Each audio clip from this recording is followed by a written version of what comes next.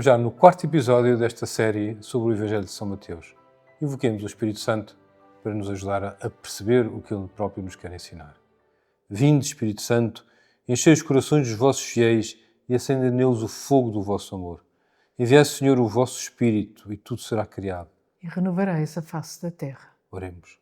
Ó Deus, que instruíste os corações dos vossos fiéis com a luz do Espírito Santo, fazei que apreciemos retamente todas as coisas segundo o mesmo Espírito e gozemos sempre da sua consolação. Por Cristo Nosso Senhor. Amém. No último episódio, vimos como São Mateus recorre à tipologia para apresentar Jesus como o novo Moisés, que dá uma nova lei, que são as bem-aventuranças, uma nova Páscoa e uma nova e definitiva aliança.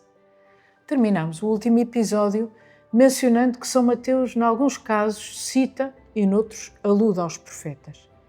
Neste episódio vamos agora focar-nos naquele que é um dos principais dramas do Evangelho de São Mateus. Será que Jesus é o Messias esperado?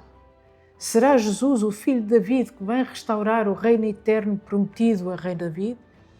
Será mais do que o esperado? De todas as figuras do Antigo Testamento que São Mateus relaciona com Jesus, o rei David é a mais explícita. David é, sem sombra de dúvida, o mais famoso rei de Israel, recordado por judeus e cristãos por tudo o que alcançou em nome de Deus. No seu reinado, expandiu o reino de Israel, derrotou inimigos, trouxe paz às fronteiras e estabeleceu relações com os países vizinhos. Mas o seu feito mais notável foi a unificação das 12 tribos numa única nação. David é ungido rei primeiro da sua tribo Judá, mas mais tarde de todo Israel. Torna-se o rei do Reino Unido. Além disso, depois, num segundo aspecto, é que através do profeta Natan, Deus promete a David não só um reino nesta terra, mas um reino eterno. De facto, diz o profeta, o Senhor faz hoje saber que será Ele próprio quem edificará uma casa para ti. Isto porque David queria construir um templo e Deus faz-lhe saber que Deus é que lhe construirá uma casa. Quando chegar, continuando o texto do livro de Samuel, quando chegar o fim dos teus dias e repousares com os teus pais, manterei depois de ti a descendência que nascerá de ti e consolidarei o seu reino. Ele construirá um templo ao meu nome e eu firmarei para sempre o seu trono régio.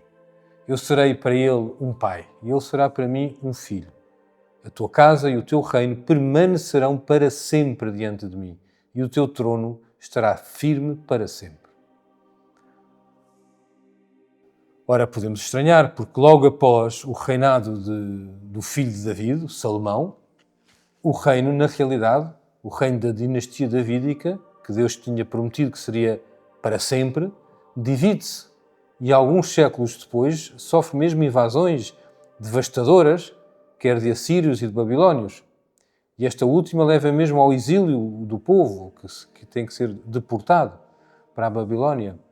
E neste período, os profetas, no período do chamado exílio, os profetas anunciam que o reino de David será restaurado, que virá um novo David, o Messias. Ele restaurará o reino e dará início ao cumprimento das promessas de Deus.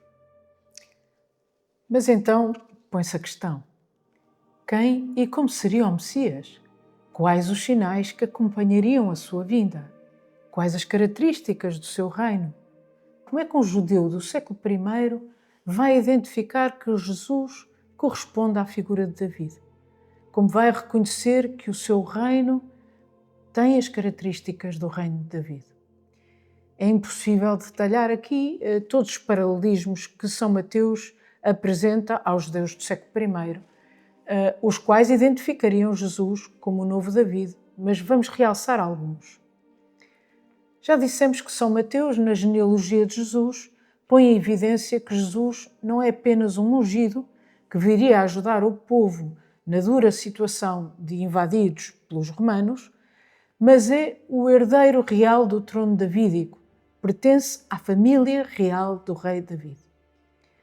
Por outro lado, quando narra a conversa de Herodes com os reis magos vindos do Oriente, São Mateus escreve que Jesus nasce em Belém, a cidade de David, para se cumprir a profecia do profeta Miqueias, sobre o Messias, que diz o seguinte: E tu, Belém, terra de Judá, de modo nenhum és a menor entre as principais cidades da Judeia, porque de ti vai sair o príncipe que há de apacentar o meu povo de Israel.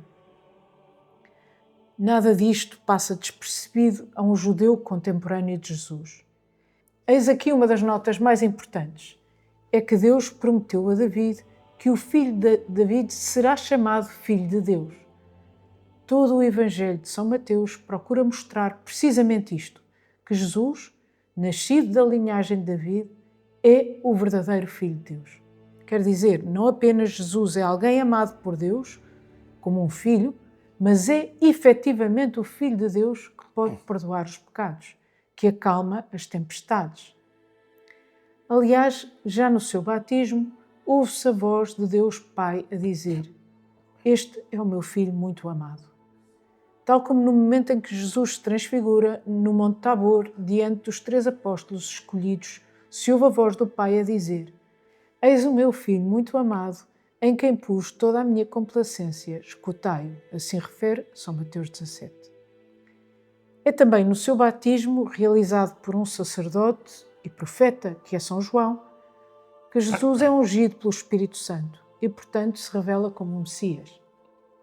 Ainda que poucos ou ninguém tenha percebido nesse momento tudo o que se estava a passar. Todos os reis da casa de David eram ungidos por sacerdotes levitas e sobre eles descia o Espírito do Senhor. E convém aqui lembrar que em Israel eram ungidos com óleo os reis, sacerdotes e profetas. Eram então chamados de Messias, da palavra hebraica Mashiach, que significa ungido. A tradução grega de Messias, como já vimos no primeiro episódio, é Christos, Cristo. Também a imagem de Jesus, o bom pastor, é claramente davídica. David foi o grande rei, pastor, Messias, que cuidou do seu povo e intercedeu pelo seu povo junto de Deus, como se lê nos livros de Samuel.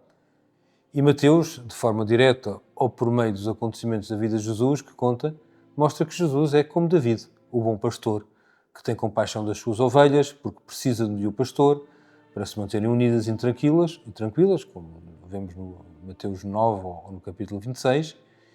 Ele, por isso, é o novo David, o verdadeiro pastor, o novo rei, o novo Messias. Além disso, também na outra imagem, já mais para o final do Evangelho de São Mateus, é narrada a entrada triunfal de Jesus em Jerusalém, referindo-se à profecia de Zacarias, de que haveria um novo rei que seria o Messias. Conta São Mateus, quando já se aproximavam de Jerusalém, chegaram a Betfagé, junto ao Monte das Oliveiras. Jesus enviou então 2 discípulos, dizendo-lhes: Ide à aldeia que está em frente de vós, e logo encontrareis uma jumenta, presa e com ela um jumentinho. Soltai-os e trazei-mos. E se alguém vos disser alguma coisa, respondereis: o Senhor precisa deles, mas logo os devolverá. Isto sucedeu para se cumprir o que fora anunciado pelo profeta: Dizei à filha de Sião: aí vem o teu rei ao teu encontro, manso e montado num jumentinho, filho de uma jumenta.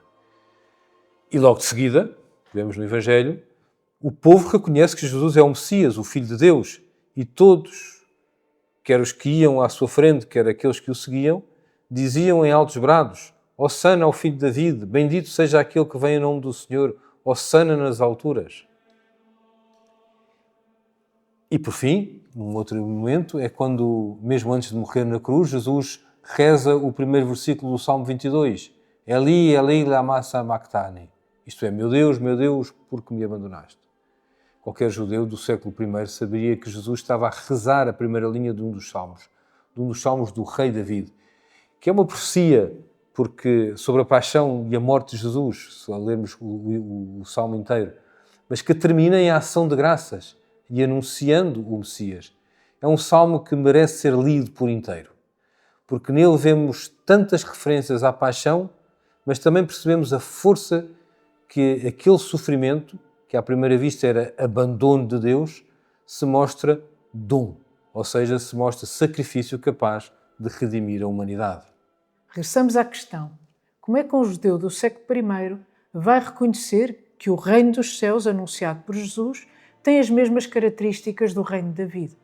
E como é que se percebe que, mesmo assim, em Jesus, não se está apenas a restaurar algo antigo, mas a inaugurar uma nova aliança? O reino de David tinha como centro espiritual e político o Monte Sião, Jerusalém, a cidade de David, a cidade que David conquistou e a que chamou Cidade de David. Os profetas anunciam que será em Jerusalém, no cimo do Monte Sião, que Israel e todas as nações se unirão como um só povo para adorar a Deus. É no cenáculo, precisamente em Jerusalém, que Jesus institui a Eucaristia, pela qual a sua morte, que irá acontecer no dia seguinte às portas de Jerusalém, se perpetua como sacrifício sem que haja outra morte, pois o seu sacrifício é eficaz para salvar todos os homens de todos os tempos. É também aí, na sala do andar de cima, no cenáculo, que mais tarde os apóstolos recebem o Espírito Santo. Quando Deus prometeu acompanhar a vida do povo e fez uma aliança com Moisés, disse para fazerem uma tenda, o tabernáculo. David percebeu bem a importância do tabernáculo, quis que o tabernáculo fosse transformado num edifício de pedra, mas deixa para o seu filho Salomão a missão de construir esse templo, ainda que ele, David, tivesse preparado quase tudo. O templo, porém, como vemos com Jesus, não era apenas a solidificação da tenda, era o precursor de algo maior, anunciava algo muito maior, o santuário celestial. O verdadeiro templo é o corpo de Cristo, que declarou, para grande escândalo dos fariseus, que assim era. Será no Evangelho de São João que ouvimos Jesus dizer: Ele é o templo definitivo, quando diz: destruí este templo e em 3 dias eu o levantarei. Referia-se à sua ressurreição no 3º dia. No Evangelho segundo São Mateus, no capítulo 12, Jesus não só se identifica com o templo, mas afirma que é maior que o templo. Se o templo era onde se encontrava a presença de Deus, o que pode ser maior do que Deus presente em pessoa? Ora, eu digo-vos, aqui está quem é maior que o templo. Assim diz Jesus no Evangelho de São Mateus. Outro aspecto é que Deus prometera que o reino de David seria eterno. A tua casa e o teu reino permanecerão para sempre diante de mim, e o teu trono estará firme para sempre. Mas como é que isto era possível depois das invasões de assírios, babilónios, de que já falámos? Com a vinda de Jesus Cristo, o reino é restaurado e transformado. Cristo, o verdadeiro Filho de Deus e Filho de David, reina eternamente no reino de Deus e na Jerusalém celeste. O reino dos céus é o prometido reino eterno. Vimos que o reino dos céus, que Jesus instaura, tem muitas semelhanças com o reino de David, que o prefigura. Jesus é o verdadeiro Filho de Deus, Jesus é o novo Filho de David, o Messias, Jesus morre e ressuscita em Jerusalém, o centro espiritual do reino de David. Jesus anuncia que o seu corpo é o novo templo. O reino dos céus é eterno. Há ainda outras características do reino de David que prefiguram o reino dos céus. A Igreja, fundada por Cristo, é a expressão terrena do reino dos céus.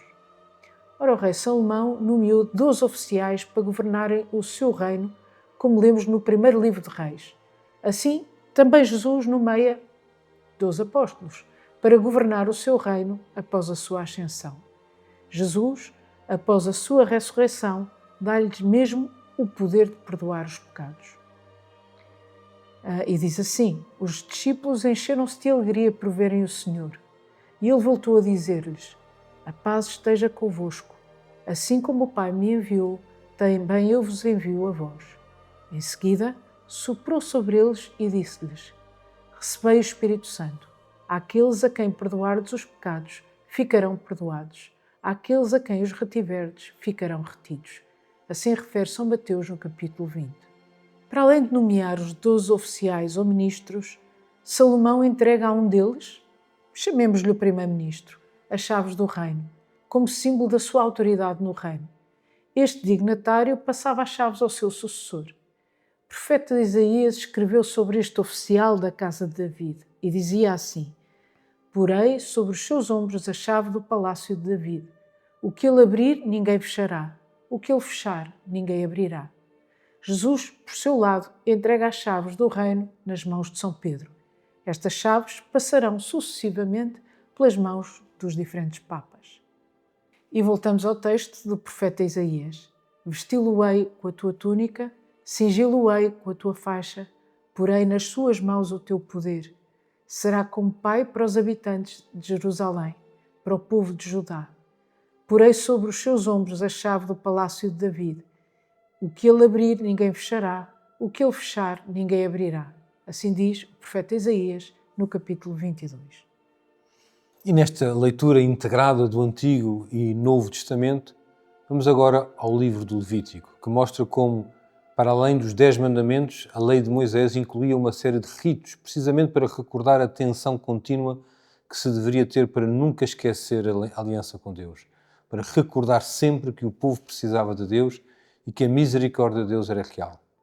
Este livro, o livro do Levítico, nos capítulos 1 a 8, descreve e prescreve vários tipos de sacrifícios.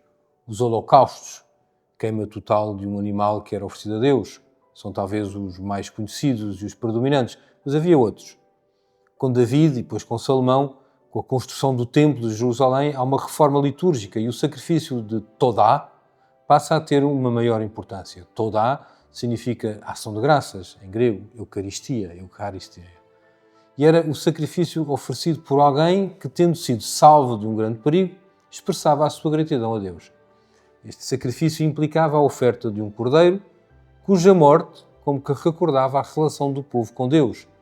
Mas o animal não era depois queimado, era comido. O sacrifício incluía uma refeição partilhada com família e com amigos, composta por pão, vinho e a carne do cordeiro sacrificado. A refeição era acompanhada por cânticos, que começavam em lamentações, narrando o perigo e a súplica, e culminavam em louvor pela libertação recebida. Assim, o sacrifício de Todá unia sacrifício, no sentido de oferta, louvor, ação de graças e comunhão. E prefigurava, de modo muito belo e profundo, a missa, a Eucaristia, que Jesus instituiu na última ceia. A Eucaristia é, assim, o sacrifício de Todá perfeito.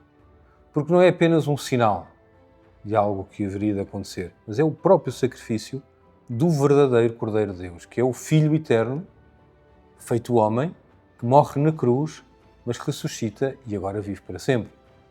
Nela temos, por isso, não apenas a recordação, mas o memorial, ou seja, algo que já aconteceu, mas que se torna presente aqui e agora, que é de todos os tempos. É o memorial da salvação, desse banquete sagrado, que é de louvor e que brota da cruz e da ressurreição de Jesus. Gostava de recapitular alguns dos paralelismos que já referimos entre o reino de David e o reino dos céus, para não nos perdermos. Jesus é o verdadeiro Filho de Deus. Jesus é o novo Filho de David, o Messias. Jesus morre e ressuscita em Jerusalém. Jesus anuncia que o seu corpo é o novo templo e o reino dos céus é eterno, como fora prometido a David. Por último, como refere Brand Petrie no seu livro Jesus e as Raízes Judaicas de Nossa Senhora, ao contrário do que acontecia com outros reinos da Antiguidade, em Israel a rainha não era a mulher, mas a mãe do rei. E o seu título real, como rainha-mãe, era a Gebirá. O caso mais notório é o da primeira rainha-mãe, Betsabé, mulher de David e mãe de Salomão.